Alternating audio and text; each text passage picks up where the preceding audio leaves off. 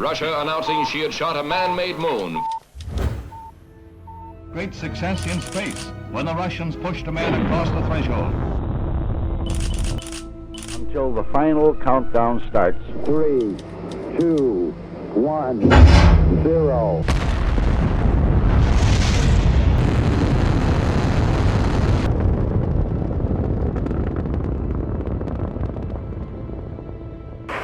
It's one small step for man, one giant leap for mankind.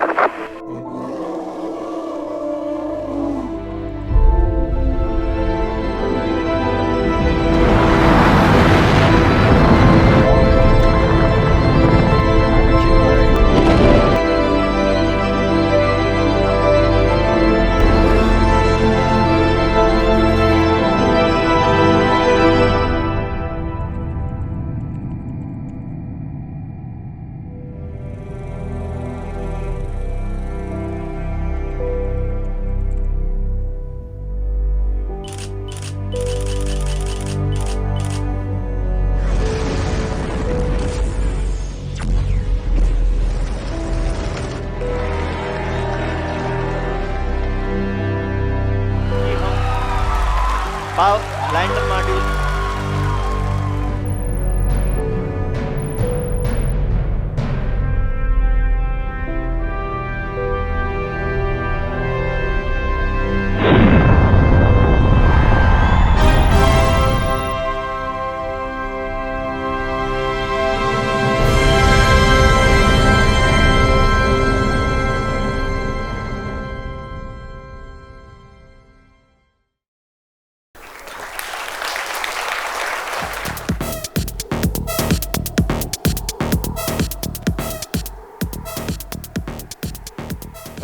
Hello everybody. That's one fantastic video. I mean, literally gave me goosebumps. And thanks to Arkam team for putting this together, and also for inviting me for the keynote today. And it's really great pleasure to be in a room full of fellow entrepreneurs, investors, media, professionals, all invitees. I think it's an honor to be here and talk about the next big leap or the next big frontier, which is space. And most of the people think space is something in science fiction or something which is of the regime of governments. But as we speak today, space is a $500 billion business annually. And in the next few years, in a decade, the World Economic Forum estimates it to be $1.8 trillion. It's also very exciting to build a space company. Really energizes me every day to wake up in the morning, because it's very challenging, but yet super exciting, because it makes us build a sustainable business while still converting science fiction to reality. It's makes it really fun and exciting. And just a little bit about myself. My name is Pawan, co-founder and CEO of Skyroot. We are India's largest private space company. We have launched India's first private rocket to space. We are just a few months away from India's first private orbital flight, which very few companies in the world achieved. And just to a bit about my background. So I grew up in a very typical Indian middle class home, where the biggest priority was getting a very stable job. And then I made it to IIT. I studied mechanical engineering, and as a mechanical engineer, I felt the most fascinating machine ever built by humans are these rockets, which are magical creatures which lift off, defy Earth gravity, go to space, and put something in orbit and beyond. That was very fascinating and exciting to me.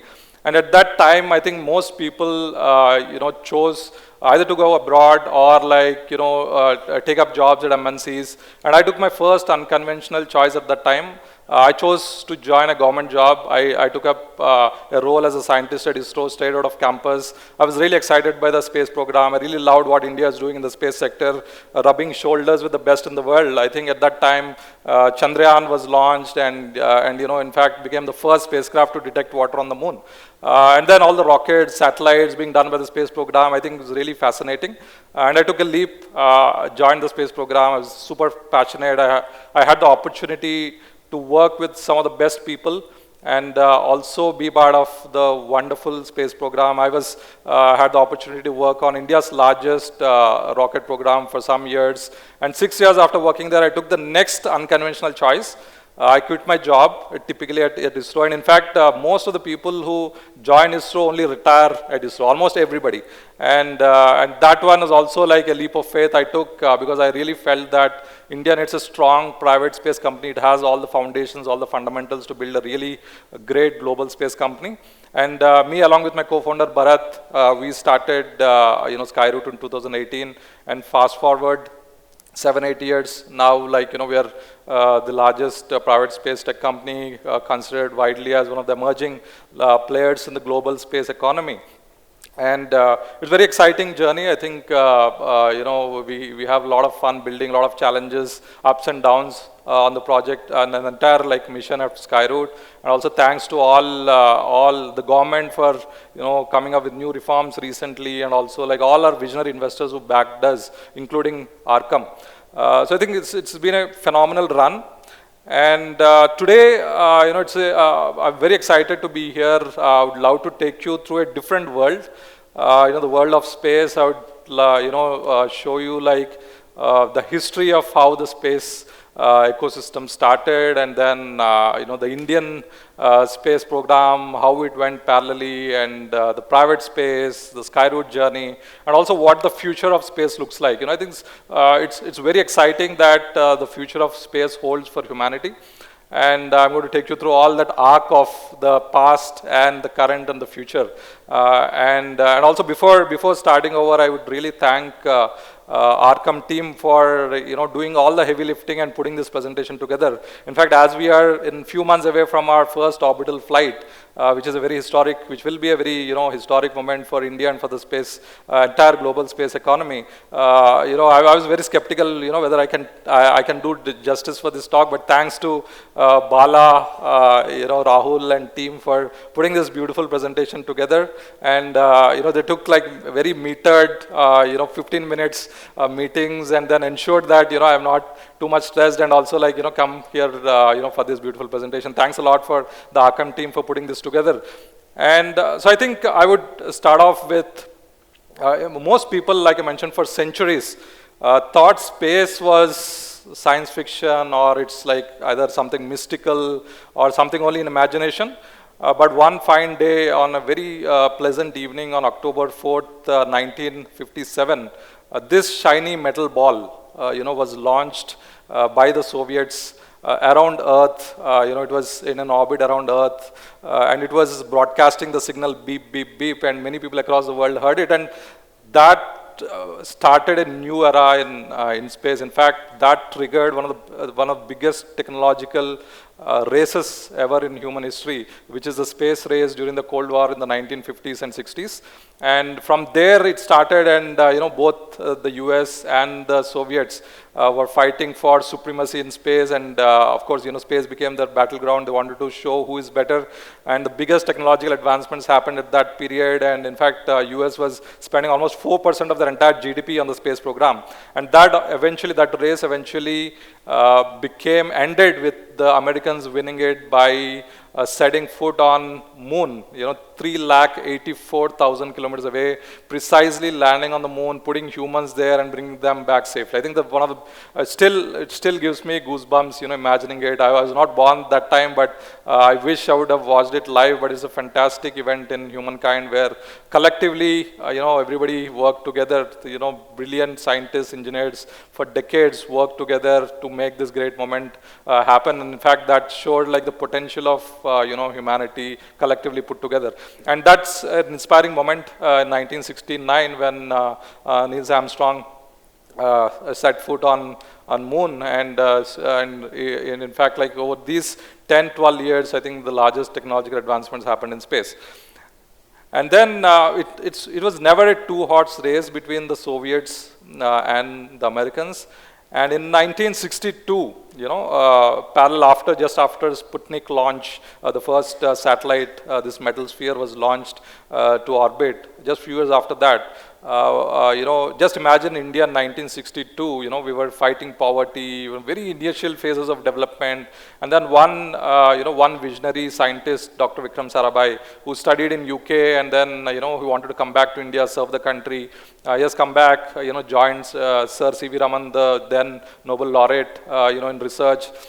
And then he had a vision to start the space program. And in 1962, he convinced the government and started the space program in a very small village, fishing village, south of Kerala called Tumba. And I had the wonderful opportunity of working in those coast of Tumba. At that time when I joined, we were building one of the largest rockets in the world there, the same coast. But the journey started in a very small church out there, where the initial team formed with a very small resource, small funding by the government. Dr. Vikram Sarabhai started the space program, launching these small rockets. You see these rocket cones being transported by bicycles that time in early 1960s. That's how humbly, it started. Dr. Abdul Kalam and the initial set of scientists, they started the program all together. And this is how humbly the space program started in a small church in a fishing village, transporting rocket parts over bicycles. And then slowly it started, and then like more resources went in, more people went in. In fact, the spirit of nation building was there, and in Dr. Sarabhai's words, he said that India should be second to none in applications of advanced technologies for the common man. And that's how the journey started. And this is Nike Apache rocket. Small rockets were launched from Kerala because they chose this particular place because it's very close to the magnetic equator, where the atmosphere is good for atmospheric studies with these small rockets at that time. That's how the journey started. And then in 1975, India started building, first started with rockets and then like designing and developing its own satellites. This is Aryabhatta satellite. Famously, this satellite was transported by a bullock cart. From one facility to the other facility at that time. Just imagine, the kind of resource constraints, our fantastic scientists were working at that point of time. But I think we're one of the very early countries who built rockets and satellites at that time, thanks to the vision, very early on vision, which started. And then this Aryabhatta was launched successfully, and the rockets were launched successfully, and that's how it gained momentum. The space program gained momentum, and then the biggest event. In fact, after that, we went to the moon's orbit, we went to Mars orbit, we went to Sun, and we did so many missions, a fleet of rockets, a fleet of satellites. I think we became a country where, among the top 5 nations in the world. And I think the biggest event where, it became very notable across the globe is India succeeded. It became the first country in the world where a spacecraft landed in the south, near the south pole of the moon for the very first time in the world. And that is Chandrayaan 3, which has created history. And then that has shown that high levels of precision, high engineering can be done in India in record timelines and record cost. And this was, I think, that put India among very few countries, among 4 countries in the world was able to do a landing on the moon, and also the only first country in the world to land on the South Pole. And then how did India achieve all this? In fact, it's decades of effort by brilliant scientists coming together for the nations to build technology which is cutting edge across the world. I think that national spirit, and then that culture which they built of nation building, of frugality, high precision engineering for over decades. And in fact, they all not even dependent. In fact, it has gone its ups and downs, and during geopolitical scenarios, we were denied some technology transfers, and in fact, India had to build everything from scratch, and the scientists have built up everything. Even the cryogenic engines were built from scratch, and a lot of development happened, and finally decades of ecosystem was built, and ISRO now has operates fantastic fleet of rockets, satellites, did a fair amount of exploratory missions, a lot of commercial missions. It has launched almost 300 plus satellites for 30 plus nations globally. I think it's a fantastic space program, wonderful story of engineering, grit, passion, all coming together. And just to put into perspective, the entire budget of ISRO starting from the 1960s till now is less than 1 year budget of NASA. So that's how frugal and it was, and that's how resourceful the entire space program has been. And one particular anecdote which is really which captures imagination is the entire India became the first country in the world to reach Mars orbit in the very first attempt, and it's a Mangalyaan mission. And then the budget was just $74 million, less than the budget of the movie Martian. I think this is a kind of frugal innovation which the DNA in which the brilliant scientists have put together great global missions with high levels of precision, time in and time out. And then, in fact, like it is not possible, like I mentioned, there was a lot of geopolitical scenarios where like technology access was restricted, and then India had to build on its own from scratch, and then it built its own ecosystem like of thousands and thousands of suppliers who can build a high quality space subsystems. In fact, like many of them export across the globe, and that ecosystem was built, I mean, not in a day, but it took decades to build, and I think that ecosystem was built both, especially the space sector, especially by ISRO, by the space program. I think that is also like a great boost for India, for which has created a very enthralling industry around the space. And also India has a very unique, across the world, if you see there are only 8 countries which can launch rockets to space. Among the top 4 or 5 nations is India. And then one of the very essential requirement is to be able to, have a coast, very long coastline. I mean, India is blessed with a wonderful coastline. And also Earth has a rotation around its equator. And when you have a launch a rocket very close to the equator, you get that initial push. Almost you can get a half a kilometer per second. 1 kilometer a second, half kilometer a second kind of velocity boost when you launch very closer to the equator. And India is blessed with a long coast, an island dedicated for launching, Sriharikota, north of Chennai. And then it's very close to the equator, only 13 degrees of latitude from the equator, blessed with a great geography for launching. We can launch anywhere from to orbits as low as 10 degrees, as high as 98 degrees, almost all the commercial orbits which is required for launching. And in fact, just to put into perspective, the entire European Union goes across the ocean to South America to do their launches. There is a small place called French Guiana there, which is a French colony, and they go across there, across the ocean for all their launches, and does launches there because it's closer to the equator and has, sea all over for safe launching. So I think that we are blessed with such a great geography. And like I mentioned, a great ecosystem of thousands of suppliers who are built over decades, to build, systems for, the space industry. And then this is not at all easy. I mean, in fact, when Skyroot, we started a rocket program, as an entrepreneur, I was super optimistic, thinking that it can be done. Of course, it's complex, but it can be done. But after delving into it, after swimming through the waters, I realized how difficult is it to actually build a rocket and launch to space. And in fact, that's the reason why there are only hardly maybe 5 companies across the globe who's actually regularly launching to orbit, and many of them are, just started launching recently, so that shows how complex it is. And literally, we came to know, we all say it's like rocket science, and that's what we learned through the process of building a rocket and, launching. We realized it's literally rocket science. And some of the key technologies which are required one is, of course, we need push the boundaries of metallurgy. For example, this is one of the engines. This is India's first private cryogenic engine. It's developed by Skyroot. It's fully 3D printed. Typically, cryogenic engines take several months, sometimes years to manufacture. And then this 3D printed engine is built in few days.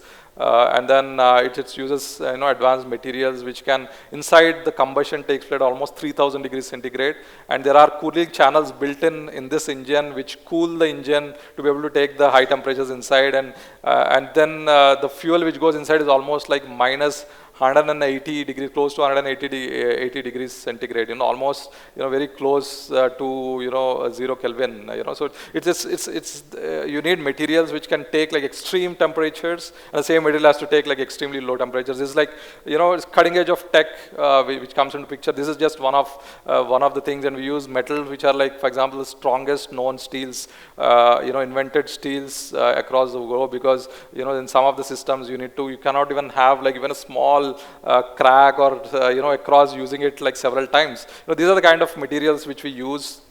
And then of course the rocket has to lift off, And to able to put something around an orbit around the Earth, you need to, you need to defy gravity. And in fact, it's very famously said that if Earth was just 50% bigger, and we could never reach orbit. I mean, we were just in the tip of, becoming, even if it is 10-20% bigger, it would be so difficult to reach orbit, and we could not have been a spacefaring civilization at all. And so the Earth's gravity well is so big that you need to actually lift off huge rockets with, huge propulsion. In fact, the propulsion systems we build, the first stage of the rocket which we are about to launch is as a thrust of 120 tons. It can lift like 25 elephants. That's the kind of thrust you need to even lift even smaller size rockets to put something into orbit.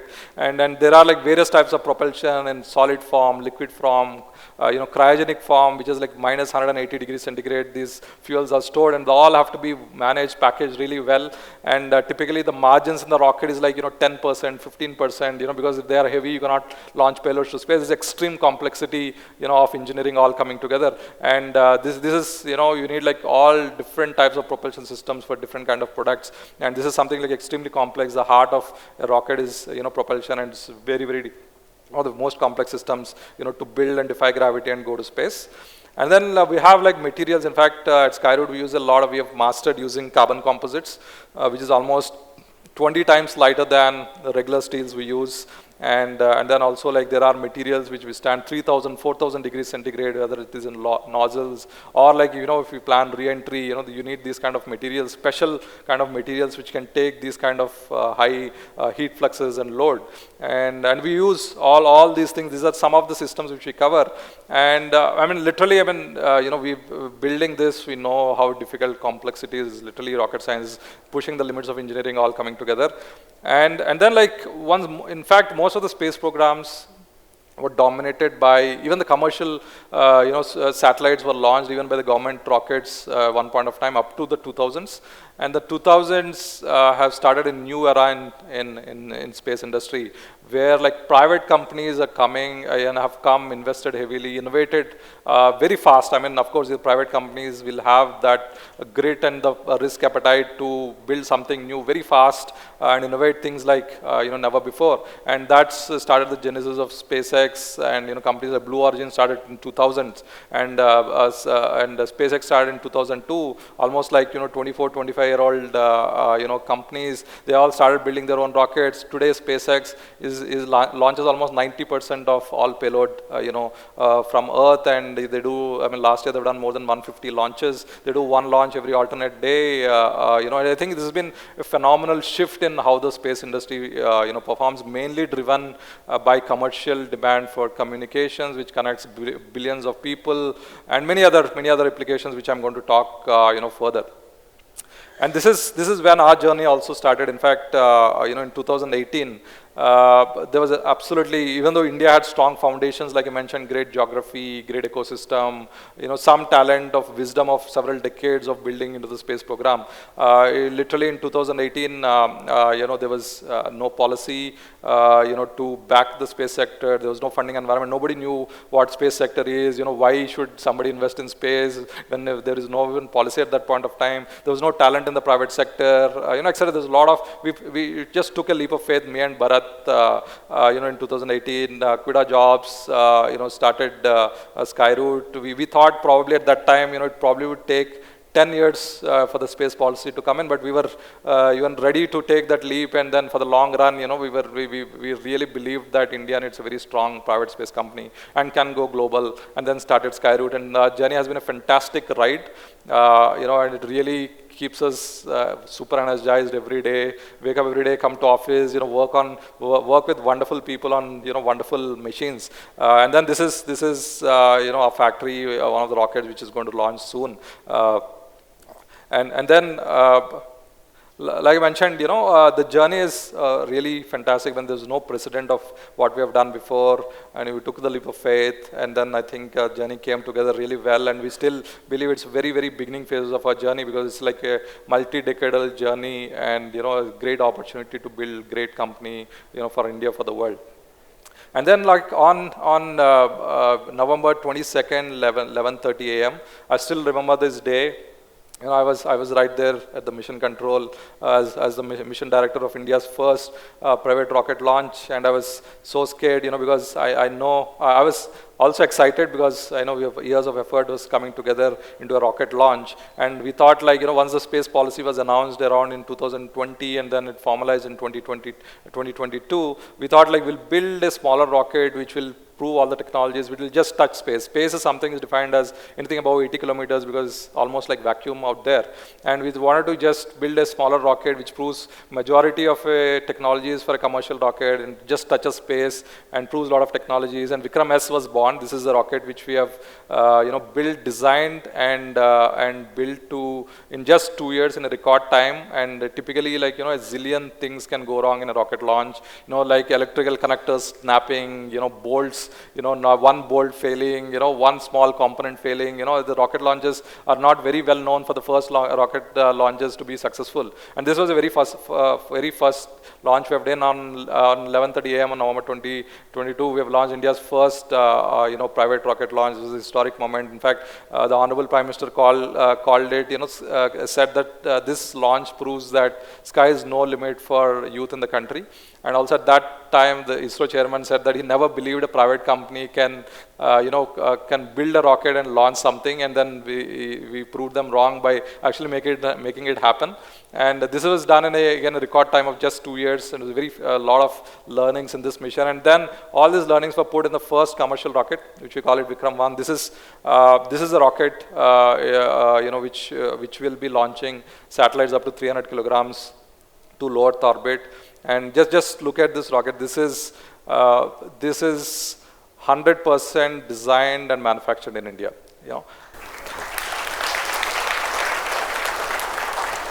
And the import quotient in this is just around 5%. And it's just imagine like an indigenous rocket which is being built by very few companies in the world, very few companies operating, is built in India in a record time. This was almost on average, in full momentum is built in a time of 4 years, while probably, it takes 8 to 10 years to build an orbital grade rocket. And in fact, even, Elon Musk calls it, the reaching orbit is like, I think the biggest marvel in engineering, and this rocket is going to attempt that soon. And this rocket, if you erect it, for you to imagine, this is 7-storied building tall, and entire rocket for the first time in the country is built with entire carbon composite with super light structure to put more payload into orbit. It uses advanced technologies like 3D printing and several other technologies which have been developed over years, built in record times with a fantastic team out there in Hyderabad. This is our factory in Hyderabad. Now we are able to, we have like 3 factories operational. We're also building one of the world's largest Spacetech campuses near to the launch site in Andhra Pradesh. And yeah, I think it's been a great ride, and this is going to launch soon in the coming months. I know, and request all your best wishes for the upcoming launch. I think this is. So in fact, this is going to be like a very historic moment for India, because very few companies, very few launch opportunities for satellite companies across the globe now, and because I think very few companies are able to make it to launch and consistently able to launch, and this will be one of our workhorses for the coming years. And then we have, in fact, to build a rocket, you need to build a factory which builds a rocket. And we have built like 3 factories so far, and this is our latest factory. This is called the Infinity Campus, pretty large factory which can roll out, which at its peak can roll out 1 rocket every month. This was recently in November inaugurated by the Honorable Prime Minister, along with the previous rocket which I have shown is also unveiled by the Prime Minister. That shows like how much interest the leadership of the country is showing in putting deep tech onto the global map and then wanting them to succeed. I think this is a fantastic factory. We put in a lot of effort to make it happen. We're still growing, and our dream is to probably one day reach 1 launch a month. Probably that'll be soon, and then eventually 1 launch a week, and probably our ambition is to do several hundred launches a day. And then this is some of the images from a factory floor. They're all carbon fiber, rocket structure, super light. Takes tons and tons of load as the rocket steers to the atmosphere. In fact, like we crafted this with several years of learning curve, and then like tested all of them, years of testing, and now in fact 80% of the rocket is at the launch site. In next few weeks is when we'll prepare for India's first private orbital launch.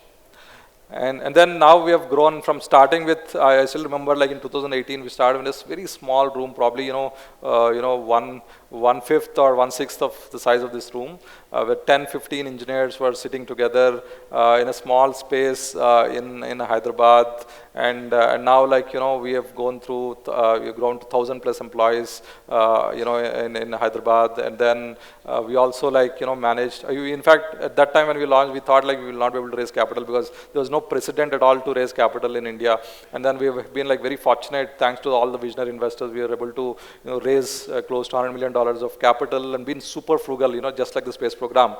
There are companies who have spent $1 billion to reach where we are today, and we are like raised $100 million, a lot of investment interest to raise more, and yet like we have not spent a good portion of it yet, and then like we're getting to an orbital flight. We have capital for several orbital flights. I think this is the kind of cost efficiency never seen in the space sector before, and thanks to all our team members who are like pushing the boundaries to make this happen, and of course the government, which putting bigger goals and then enabling us in this journey.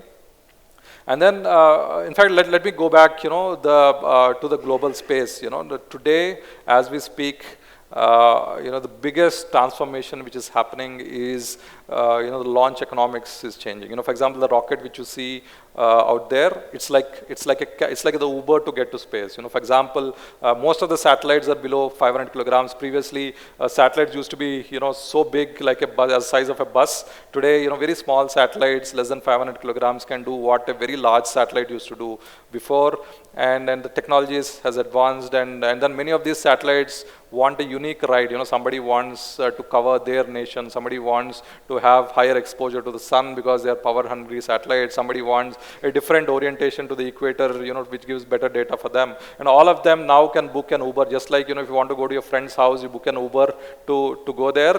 Now they can book, Vikram 1 or Skyroot's rocket to launch, take a unique ride, to launch to a unique orbit at 10 times less cost than the bigger rockets which will launch across the globe. I think that is one sector which we're opening up, and then as we scale further, we'll be building much bigger reusable rockets, which probably has a potential to launch several times a day.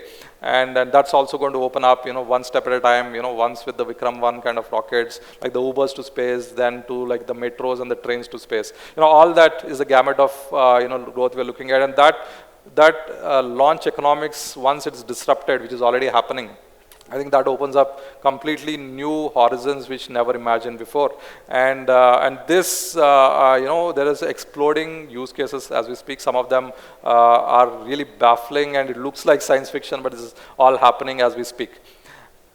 And in the last year, just to give an idea, like in 2017, around 90 launches, orbital launches, took place across the globe, and last year around 330 launches happened, almost like one launch a day. And still, I think, I showed you that Metal Sphere launched in Sputnik launched in 1957. It is just like, hardly, less than, around 70 years of the space economy or the space journey starting. I mean, just imagine like 120 years ago, the Wright brothers starting to fly, they did like a 12 seconds powered flight. At that time, more than 120 years ago, now we have 100,000 flights taking off every day. That is the kind of inflection point the space sector is in today. We just reached, once upon a time there used to be like, few launches a year. Now we are just came to like one launch every day, and I think it's not very far away where you'll have like hundreds and hundreds of flights every day. And I think this is a transformation which is going to happen, and then like this is going to transform life here on Earth on several fronts. And like I mentioned, like, most of the satellites, more than 75% of the satellites today are smaller satellites. You can carry these satellites in a backpack, or you can carry, it's probably refrigerator-sized satellites. These all, most of these satellites can can do things which were never imagined, decades ago. They can give communication services to billions of people. Today, like I think Starlink, SpaceX's Starlink has launched 10,000 satellites, all giving high-speed internet, to people. Almost they've reached 10 million customers. They have no other way to get into high-speed internet. Now they're connected to the internet, and tomorrow it is estimated that billions of people will get connected to high-speed internet directly from space, where this is going to transform lives. Like just imagine how internet transformed our lives, and space has the potential to transform, lives in the next 5 to 10 years. One is definitely, communication satellites, and many of them are small satellites launched in hundreds of numbers, sometimes thousands of numbers across the globe, and then the whole technology stack has changed. A large number of small satellites, large number of launches happening. It's a new economics coming through altogether. And I think one of the biggest transformations I've observed in the country is, in fact, I've seen it myself, is when you saw that rocket Vikram S launched, historic India's first private rocket launch. I was there at the launch site, just the day before the launch. I couldn't sleep well because, the rockets tend to be like very, kind of very, very scary sometimes. And, I couldn't sleep well. And all in my mind, even the day before, night before the launch, I was thinking maybe the launch may not take place, not because of the problem with the rocket. I thought maybe there could be some bureaucratic trouble, coming up, some paperwork issue coming in the last minute, because we're yet to get the authorization. At that time, we were supposed to get it, just around that time. And I was thinking maybe, there's a chance that we may lose it, because we all brought up in India thinking that, government creates a lot of, barriers in building, several industries. And then I was in the similar mindset, and to my surprise, I think there is a regulatory agency called InSpace formed just few months before our launch. And they had to create all the processes for India's first, private rocket launch. And typically it could take years, and they, like a startup, worked super hard, brought all the things. They never let our rocket get delayed even a single day. They worked really relentlessly to build all. In fact, we had to take the insurance for the launch for the first time in the country. Now, everything was established in pitch time. And then we were off to space, and we had a successful launch. I think that's a new India taking shape. In fact, the Prime Minister himself coming and unveiling our rocket, opening our factory. First time ever a Prime Minister has inaugurated a startup factory, probably. I think that's of India. That's happened. I think this shows, I think, the intent of the government to show for deep tech and for also like young entrepreneurs to come up and shape the future in the next coming decades. And that's how that's what I beautifully put it as, red carpet. Red tape has turned into red carpet, and that's clearly as seen in the journey of Skyroot. And in fact, like now the government has been very forward-looking policy it has come up with. You can build rockets, you can build satellites, you can own spaceports. You can 100% foreign capital is allowed in this sector, despite being a strategic sector, of course, with some checks and balances. I think this is a phenomenal broad thinking, and I've seen like my fellow companies in some other countries taking years of paperwork to just get authorization for some missions. And then I think in India it's just seamless and never, at one point of time, what I thought was the highest risk is no longer a risk. I think that's, the current, a new India, I would say, which we are all in. And I've walked it through it, and then, in fact, even for the next launch, I think the government is very, very enthusiastic and follows up with, why are you late? We should get to the launch pad. What all you need to enable it better? I think that's the kind of, proactive support which we get. I think it's fantastic to see India, going this way, and really, being part of it is really exciting. And then I think we are one of the startups, and in fact, once the space, policies opened up in around 2022, and the energy has just exploded, I think, and then we have now 400 startups, of course, many of them in the initial phases, and a good portion of them, around 20-30 people have raised good capital as well, and then, they're building prototypes, and then some of them already launched satellites to space, and then, we have several, companies building satellites, building satellites for themselves, satellites for others, doing space services. We have some of the companies here removing, space debris. You put something in space, and then there are companies to remove things from space. I think it's a very fascinating space economy building up, because India, like I mentioned, has all the foundations, great talent. India is a land of engineers, 1.5 million engineers passing out every year, the largest in the world, and many of them can be trained to become great great scientists, and we have done that ourselves. We have trained hundreds and hundreds of engineers to become really rigorous rocket scientists over the years. And then we have great geography, great government support, ecosystem of thousands of vendors. I think literally sky is the limit, I think, and a lot of people are taking that advantage of this ecosystem and building some really cutting edge companies out there. And then I think this is a very important segment. Why do we need like space, more launches, more satellites coming up? And like I mentioned, I think one is connectivity. I think billions of people will get connected to space. If you see, like if you take your phone, like only 10% of the Earth's surface is you get mobile terrestrial networks. 90% is even today connected by space. And then there is a lot of areas where like there is no way to get high-speed internet because it's just not economical to put fiber lines to low populated areas. Even just you go in US, you just go out of the main cities, the network becomes very patchy. There's no access to probably very high broadband internet. They pay a bomb for satellite internet. Now Starlink, and then Amazon is coming up with 3,000 satellites. Blue Origin is coming with 5,000 satellites. Samsung wants to build its own constellation. Starlink already has 10,000 satellites in space. And I think these are all, and plans to launch another 40,000 satellites to space, to connect across the globe, and they believe like billions of people, can, get high-speed internet, and probably it can, at a particular point of time, it can compete even with terrestrial internet rates. I think that's I think the one transformation which only space can do because of the synoptic view which can have above the Earth's surface. And then I think one of the biggest new use cases which has emerged up, we have been studying it for quite some time, is now it's I think fairly established that the lowest cost of compute is also in space, because today if you want to build a data center on Earth, you need like huge land acquisition, you need water to cool it. It just typically takes several years to build something, right here on Earth. But I think once you go to space, it's ample. You have per unit area, you have 10 times more energy. Sun is 24/7. There's no filtering. You get direct, energy. You can get 24/7 energy. You get 10 times the energy per unit area. You get you can build as big. Space is vast. You can build as big, kilometers, size of satellites and spacecrafts if you want to collect the, electricity, and you have like free cooling to, outer cosmos, with radiative cooling.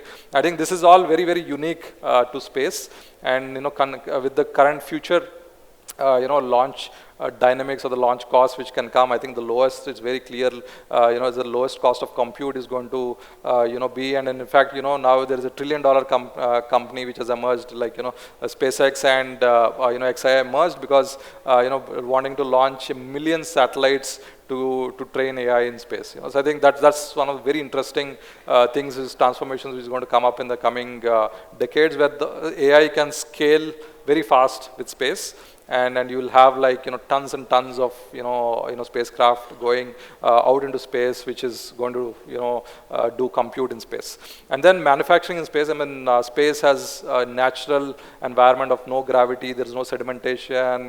You can build very, very pure parts, pure materials. In fact, optical fibers, which are far more superior, were already built and demonstrated in space. And with these new launch economics and having manufacturing centers in space, I think you should not be surprised when there'll be job postings where people want to go to space and start working from space. Just probably 5-10 years away. It's all already, in fact, as you know, International Space Station has been operational for last 25 years with on average 4 to 7 people in space for the last 25 years. So it's already happening, but it's going to happen at a different scale going forward. And a lot of manufacturing is estimated that in the coming years, probably $30 billion worth of materials will get manufactured in space, and all that ecosystem is coming together to enable it, especially the launches, and other enabling ecosystems around that. And of course, who doesn't want to go to space for a holiday, right? So I mean, we're all bored with having traditional ways of holidays, traveling to exotic destination on Earth. I think time will come when probably we'll have a holiday engagement or marriages in space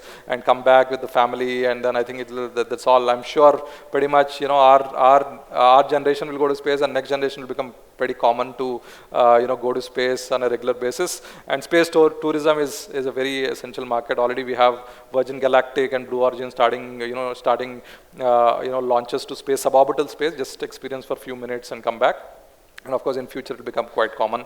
And space mining, we think it's science fiction, but there is a company which has just launched a couple of spacecrafts, as demonstrations to be able to go to asteroids and get, platinum and associated minerals, refine them and bring it back to space. They believe that one mission can bring materials as high as which value is $100 million. And then this is, few years away, of course, few years away, but then I think this is all reality with the launch economics and then the cost of building spacecrafts for deep space missions as well. And we believe because it's so difficult to go to space, and we all think we all think in geocentric terms. We think that Earth is everything, but in fact, in the last 200 years, global population has grown 8 times. Just 200 years ago, humans have been in existence for more than 300,000 years. And then in this form in Homo sapiens, and then now in just last 200 years, our population has grown 8 times.